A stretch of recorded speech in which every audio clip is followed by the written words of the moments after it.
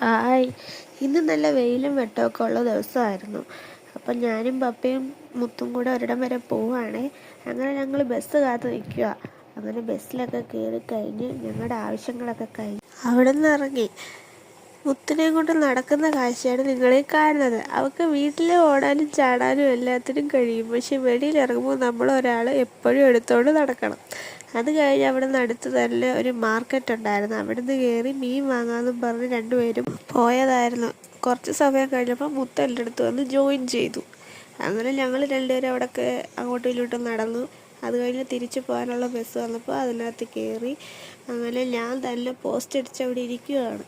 പപ്പയും കുഞ്ഞിപ്പെണ്ണും ഒരിടത്തായിരുന്നു ഇരുന്നത്. അങ്ങനെ പിന്നെ നമ്മുടെ സ്റ്റോപ്പ് വന്ന് ഞങ്ങളവിടെ ഇറങ്ങി.